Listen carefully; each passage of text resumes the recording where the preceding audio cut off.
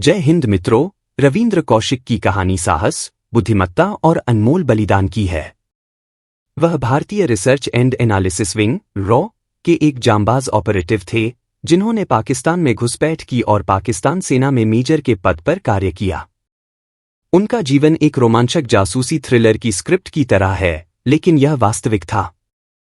प्रारंभिक जीवन और भर्ती। रविंद्र कौशिक का जन्म 1952 में राजस्थान के श्री गंगानगर में हुआ था।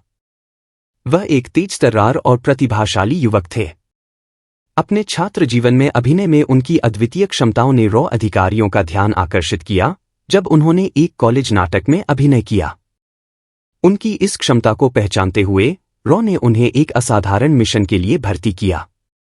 कौशिक ने गुप्त अभियानों, उर्दू, इस्लामिक प्रथाओं, पाकिस्तान की संस्कृति और सैन्य ज्ञान में गहन प्रशिक्षण लिया।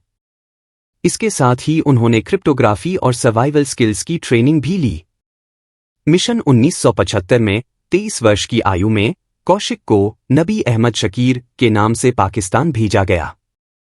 उनका मिशन भारत के लिए महत्वपूर्ण खुफिया जानकारी इकट्ठा करना था। अपनी कवर स्टोरी को विश्वसनीय बनाने के लिए उन्होंने कराची में कानून की पढ़ाई शुरू की और खुद को एक पाकिस्तानी देशभक्त के रूप में स्थापित किया। कौशिक ने अंततः पाकिस्तान सेना में भर्ती होकर मेजर के पद तक की ऊंचाई प्राप्त की, जिससे उन्हें महत्वपूर्ण सैन्य खुफिया जानकारी तक पहुंच मिली। वर्षों तक उन्होंने भारत को पाकिस्तान की रक्षा रणनीति और सैन्य अभियानों के बारे में महत्वपूर्ण जानकारी दी, जिससे अनगिनत जानों की रक्षा हुई। 1983 में जब एक और रॉ एजेंट इनायत मसीहा को पाकिस्तान में गिरफ्तार किया गया और उसने कड़ी यातनाओं के बाद कौशिक का नाम उजागर कर दिया। उन्हें तुरंत गिरफ्तार कर लिया गया और बुरी तरह से किया गया। उन्हें मौत की सजा सुनाई गई, जो बाद में जीवन भर की सजा में बदल दी गई। कारावास में जीवन। रविंद्र कौशिक ने अपना बाकी जीवन पाकिस्तान की विभिन्न जेलों में बिताया, जिनमें मियांवाली और सियालकोट शामिल हैं, जहां उन्होंने अमानवीय परिस्थितियों का सामना किया। इसके बावजूद उन्होंने अपने परिवार को पत्र लिखकर अपनी संघर्षों और स्वतंत्रता की इच्छा को साझा किया। उनके परिवार ने भारत सरकार से उनकी रिहाई की अपील की, लेकिन उनके प्रयास असफल रहे। कौशिक का स्वास्थ्य वर्षों की यातनाओं और उपेक्षा के कारण बिगड़ गया। 21 नवंबर 2001 को उन्होंने पाकिस्तान की कैद में 49 वर्ष की आयु में दम तोड़ा।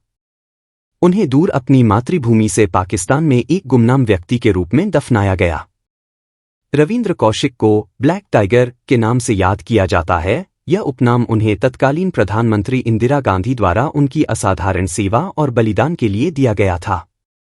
अपनी विशाल बलिदान के बावजूद उनकी कहानी सालों तक अनकही रही, जो यह दर्शाती है कि खुफिया अधिकारियों का जीवन अक्सर गुमनाम रहता है।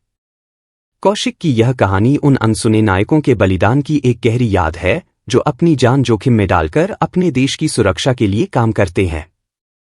उनका जीवन और बलिदान भारत के प्रत्येक नागरिक के लिए प्रेरणा का स्रोत बना हुआ है और यह जासूसी की दुनिया में साहस और धैर्य का प्रतीक बन गया है।